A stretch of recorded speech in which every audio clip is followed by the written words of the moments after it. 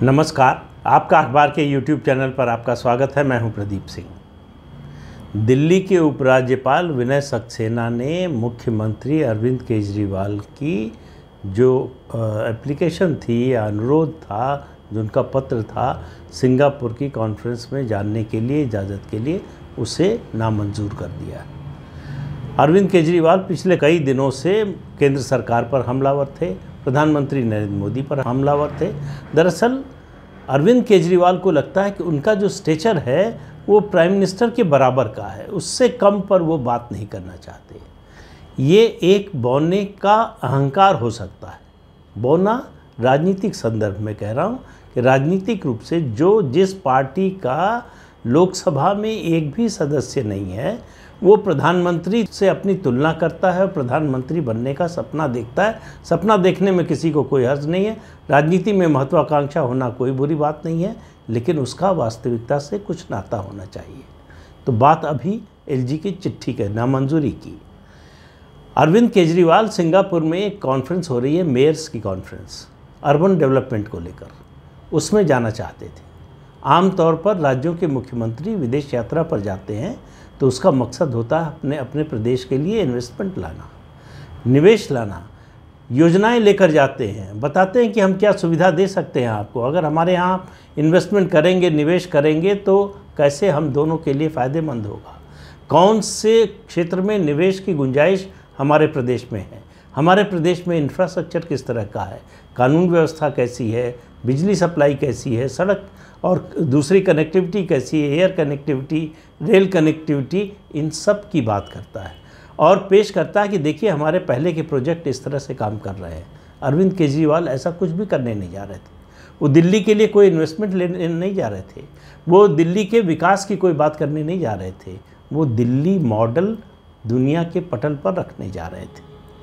अब दिल्ली मॉडल क्या है, इसकी बात करते हैं। ये कॉन्फ्रेंस जो है, क्यों यहाँ जाने की इजाज़त नहीं दी एलजी ने, उन्होंने 3 कारण बताए।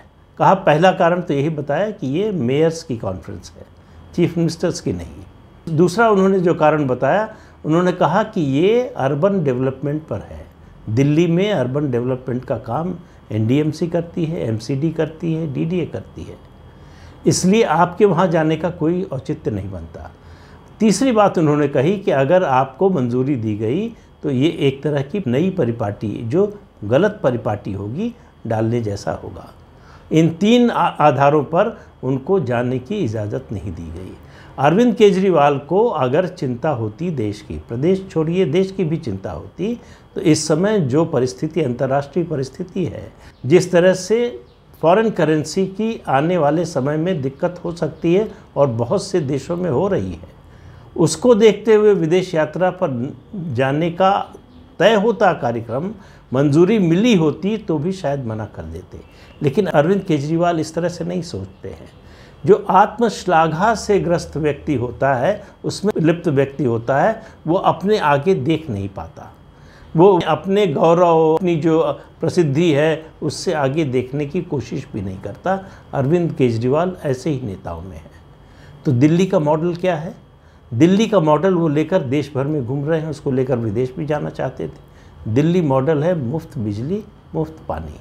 इसके अलावा दिल्ली के मॉडल में कुछ नहीं है। दिल्ली के मॉडल में कहा गया कि विश्व स्तर के हमने जो है ऐसे अस्पताल, सरकारी अस्पतालों को बना दिया है कि अब कोई जो है बड़े निजी अस्पतालों में इलाज के लिए नहीं जाता। और उन्हीं के 2 नेता, सत्येंद्र जैन, बीमार हुए तो दिल्ली के निजी अस्पताल में गए। उनके पंजाब के मुख्यमंत्री, उनकी तबीयत खराब हुई तो दिल्ली के सरकारी अस्पताल में भर्ती होने नहीं आए, दिल्ली के निजी अस्पताल में इलाज कराने के लिए आए। तो ये सबसे बड़े उदाहरण हैं दिल्ली मॉडल को फेल बताने वाले। सत्येंद्र जैन और भगवंत सिंह मान, ये दोनों बता रहे हैं कि उनको दिल्ली मॉडल की, जिस दिल्ली मॉडल के सरकारी अस्पतालों की बात अरविंद केजरीवाल करते हैं, उस पर भरोसा नहीं है, ज़रा भी भरोसा नहीं है। वो व्यक्ति जो है दिल्ली मॉडल की बात करता है जिसका सबसे करीबी मंत्री जेल में है भ्रष्टाचार के आरोप में। वो भ्रष्टाचार खत्म करने की बात करता है दिल्ली से कि हमने तो दिल्ली में भ्रष्टाचार खत्म कर दिया है। तो आप इस तरह के भुलावे में ना आए। वो अपने मॉडल को लेकर कहाँ कहाँ नहीं गए, वो अपने मॉडल को लेकर हरियाणा में गए थे। पंजाब में जो सफलता मिली है वो दिल्ली मॉडल की नहीं है, उसकी विशेष परिस्थितियाँ थी। क्या था वो, एक पंजाब के बारे में जो मैंने वीडियो बनाए थे उसमें विस्तार से बता चुका हूँ, इसलिए उसको दोहराऊंगा नहीं। तो इसलिए पंजाब की बात नहीं कर रहा हूँ, बात कर रहा हूँ अभी हाल ही में जो चुनाव हुए हैं विधानसभा की, उनकी। उत्तर प्रदेश में गए, गोवा में गए, उत्तराखंड में गए। इन तीनों राज्यों में वही अपना फ्री बिजली फ्री पानी का मुद्दा लेकर गए। उसके अलावा अब आप देखिए, वैचारिक दिवालियेपन का इससे बड़ा उदाहरण क्या हो सकता है कि आपके पास कोई वैकल्पिक नीति, कोई वैकल्पिक जो है विमर्श का मुद्दा है ही नहीं। आप जिस राज्य में चुनाव लड़ने जाते हैं, जिस राज्य में अपनी पार्टी का विस्तार करने के लिए जाते हैं, वहाँ सिर्फ और सिर्फ मुफ्त बिजली और मुफ्त पानी की बात करते हैं। मुफ्त बिजली और मुफ्त पानी के प्रपोज़ल को, प्रस्ताव को, इस प्रलोभन को उत्तराखंड की जनता ने पूरी तरह से नकार दिया। एक भी सीट नहीं जीते। गोवा गए, गोवा में भी लगभग वही स्थिति हुई। गोवा में 2012 से ही कोशिश चल रही है, लगातार फेल हो रहे हैं। छोटा सा राज्य है, बहुत थोड़े से लोग हैं। सबसे आसान है चुनाव जीतना वहाँ किसी भी उम्मीदवार का, जहाँ के कुल मतदाताओं की संख्या कुछ लाख में है। ऐसे राज्य में भी अपना फ्री का मॉडल लेकर दिल्ली में 7 साल सरकार चलाने के बावजूद वहाँ के मतदाताओं को प्रभावित नहीं कर पाए। अब आजकल गुजरात में घूम रहे हैं। गुजरात पहुँचते पहुँचते उनकी मुफ्त रेवड़ी की परिभाषा बदल गई है। आपको याद होगा, अभी बुंदेलखंड एक्सप्रेसवे का उद्घाटन करते हुए प्रधानमंत्री ने कहा था कि ये मुफ्त की रेवड़ी बांटने वाली राजनीति करने वालों से सावधान रहिए, ये आपको डुबो देंगे। ये पूरी अर्थव्यवस्था को डुबोने की ताकत रखते हैं। ये किसी का भला नहीं कर सकते, ये सिर्फ वोट खरीदना चाहते हैं मुफ्त की रेवड़ी देकर। तो उन्होंने नाम किसी का नहीं लिया था और कोई नहीं बोला, सिर्फ अरविंद केजरीवाल बोले, तो मतलब तीर निशाने पर लगा था। अरविंद केजरीवाल को समझ में आ गया कि उन पर हमला है। तुरंत उन्होंने जवाब दिया। उन्होंने कहा कि जो है मुफ्त शिक्षा देना, मुफ्त जो है इलाज देना, ये जो है रेवड़ी बांटना नहीं है। तो रेवड़ी बांटने की, मुफ्त रेवड़ी की परिभाषा उन्होंने दिल्ली में उस समय ये दी। गुजरात पहुँचते पहुँचते वो परिभाषा बदल गई। वहाँ उन्होंने कहा कि जो हाथ में अगर रेवड़ी दी जाए तो प्रसाद है, और अगर अपने दोस्तों को दी जाए तो वो पाप है। तो देखिए, राज्य के हिसाब से उनकी जो भी नीति है, जो उनका जो सिद्धांत है, उसकी परिभाषा बदलती रहती है। हालांकि उनकी कोई नीति, कोई सिद्धांत नहीं है। सत्ता एकमात्र उनका सिद्धांत है। जो सिद्धांत सत्ता दिला सके उसको तुरंत अपनाने के लिए तैयार है। सत्ता सबको चाहिए, जो राजनीति में है उन सबको सत्ता चाहिए। लेकिन सवाल ये होता है कि किस कीमत पर चाहिए, कितना झूठ बोलकर चाहिए, किस तरह के झूठ बोल। आप जब वैक्सीन की बात चल रही थी तो आपने विज्ञापन दिए, होर्डिंग लगवाए, बैनर लगवाए कि मोदी अंकल हमारी वैक्सीन आपने विदेश क्यों भेज दी, बच्चों की तरफ से। सरासर झूठ साबित हुआ। कोई बच्चों की वैक्सीन बनी ही नहीं थी। बच्चों के लिए उस समय तक वैक्सीन आई ही नहीं थी, तो उसको विदेश भेजने या बेचने का सवाल नहीं था। फिर वैक्सीन जब आ गई तो सवाल उठाया उन्होंने कि कैसे लगेगी, लग ही नहीं सकती। जिस रफ्तार से लग रही है 1.5 साल लगेगा। उनके एक साथी हैं जो आजकल राज्यसभा के सदस्य हो गए हैं और पंजाब सरकार के सलाहकार हो गए हैं, उन्होंने तो कहा 15 साल लग जाएगा भारत में सबको वैक्सीनेट करने में। 200 करोड़ डोज लग चुकी है भारत में वैक्सीनेशन की 2 साल के अंदर। तो झूठ बोलना जो है, और वो ऐसे लोगों का ये सिद्धांत होता है, ये उनका विश्वास होता है कि बार बार झूठ बोलते रहेंगे तो उसको लोग सच मान लेंगे, या कुछ लोग तो कहेंगे कुछ तो बात होगी, कुछ तो सच्चाई होगी। इस सिद्धांत पर काम करने वाले हैं। शुरुआत इनकी राजनीति की झूठ से हुई।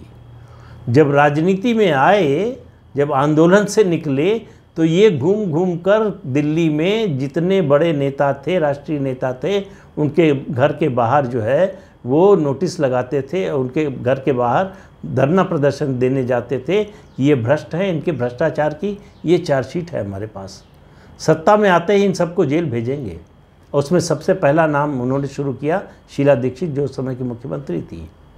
7 साल हो गए सत्ता में रहते हुए, आज तक किसी के खिलाफ चार्जशीट तो छोड़िए, मुकदमा तो छोड़िए, माफ़ी मांगी। जो लोग अदालत चले गए उसके खिलाफ, उनसे अदालत में लिखित माफ़ी मांगी झूठा आरोप लगाने के लिए। तो इस तरह की राजनीति बहुत लंबे समय तक नहीं चलती है। दिल्ली में कितने दिन चलेगी पता नहीं, लेकिन दिल्ली से बाहर ये बार बार संदेश अरविंद केजरीवाल को मिल रहा है कि आपके साथ नहीं। पंजाब, जहां अभी इतने प्रचंड बहुमत से जीते, वहां मुख्यमंत्री की जो लोकसभा की सीट थी वो भी पार्टी नहीं बचा पाई। तो इसलिए राष्ट्रीय राजनीति के बारे में क्या लोगों का नज़रिया है इस पार्टी के बारे में, इसमें कहीं कोई शक की गुंजाइश नहीं है। जिस दिल्ली शहर में, जिस दिल्ली राज्य में 70 में से 67-64 सीटें जीतते हैं, 65 सीटें, वहाँ पर 7 की 7 लोकसभा सीटें 2-2 चुनाव में हार चुके हैं। एक भी सीट लोकसभा की दिल्ली वालों ने देने के लायक नहीं समझा आम आदमी पार्टी को। तो ऐसी पार्टी का नेता जब घूम कर कहता है कि मुझे सत्ता में लाओ और मैं 300 यूनिट फ्री बिजली दूंगा और ये फ्री इतना पानी फ्री दूंगा, दरअसल वो आपको ठगने की कोशिश कर रहा है। इसका मतलब है कि उसके पास 7 साल सरकार चलाने के बाद भी अगर आपके पास कहने के लिए, आपके पास बताने के लिए, आपके पास दावा करने के लिए और कुछ नहीं है अगर, तो इसका मतलब है कि आप वैचारिक रूप से शून्य हैं। इसका मतलब है कि आपके पास इस फ्री की रेवड़ी के अलावा और कुछ लोगों को देने के लिए नहीं है। आपकी सोच भी नहीं है, आपकी कल्पना भी नहीं है, आपका जो विज़न है, विज़न आपके पास कोई है ही नहीं। न दिल्ली को लेकर है, न पंजाब को लेकर है, और न ही किसी और राज्य को लेकर है, न देश को लेकर है। तो आपका विज़न आप तक सीमित है, नाम भी ऐसा रखा है, आप तक ही सीमित है, सब कुछ आप तक सीमित है। जो अरविंद केजरीवाल की छवि सुधारने का काम करे, वही रणनीति सबसे अच्छी है उनके लिए।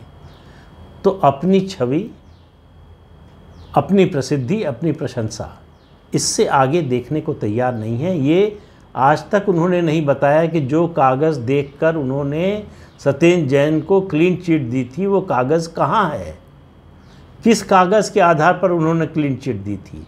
एक विधायक को भी दे चुके थे पहले, वो भी जेल गया, सत्येंद्र जैन भी जेल में है, और कौन आगे जाएगा पता नहीं।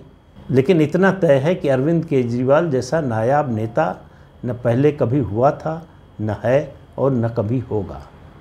इतनी बात तो जो है कही जा सकती है। तो इस अंक में इतना ही। अगले अंक में फिर मिलेंगे किसी नए मुद्दे के साथ। तब तक के लिए इजाज़त दीजिए। आपसे अनुरोध है कि ये चैनल देखिए, शेयर कीजिए, लाइक कीजिए और सब्सक्राइब ज़रूर कीजिए। नमस्कार।